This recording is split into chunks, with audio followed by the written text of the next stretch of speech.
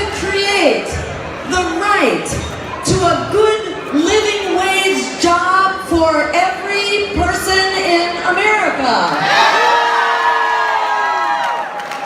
And are we going to solve the climate crisis with those jobs? And how about this? Do you think we should transform our energy system to 100% wind, water, and sun by 2030? And do you think we should put an immediate ban on all new fossil fuel infrastructure? Should we ban fracking? Should we stop offshore oil drilling? Should we shut down energy extraction on public lands? Shut it down! You got it. And should we transform our police force so that they are demilitarized, and instead of being quick to pull out their gun, they learn how to de-escalate conflict? And should we hook them up with social workers and mental health workers so we can actually meet people's needs who are involved in conflict on the street?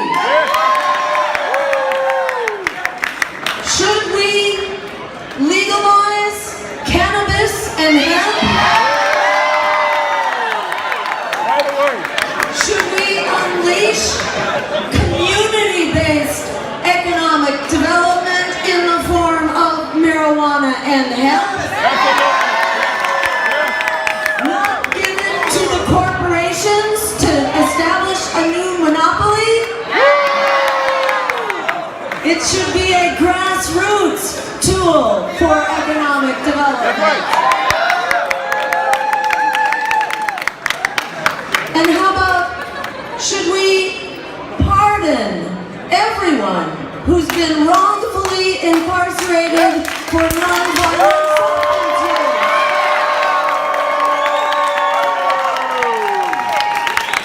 And are we going to create a welcoming path to citizenship?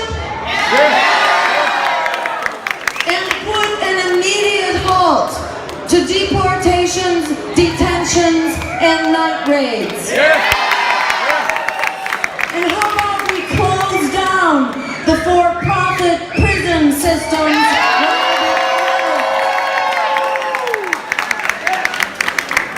Do you think you deserve health care as a human right? And is it about time that we end this foreign policy based on economic and military domination and regime change? And instead we have a foreign policy based on international law, human rights, and diplomacy.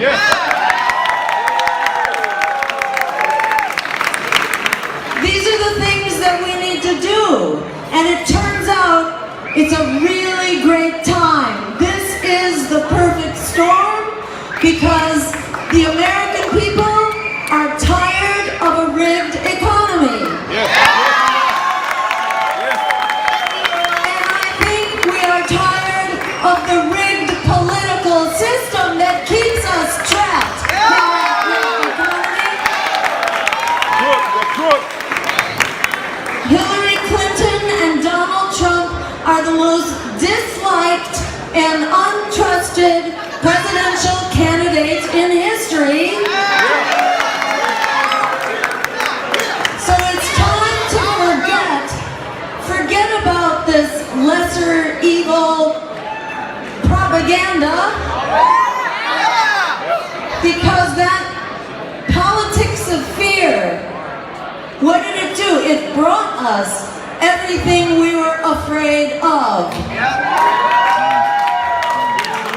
All the reasons we were told to vote for the lesser evil, because you didn't want the offshoring of our jobs, you didn't want the meltdown of the climate, you didn't want the expanding prison state and the war on drugs and the violent policing.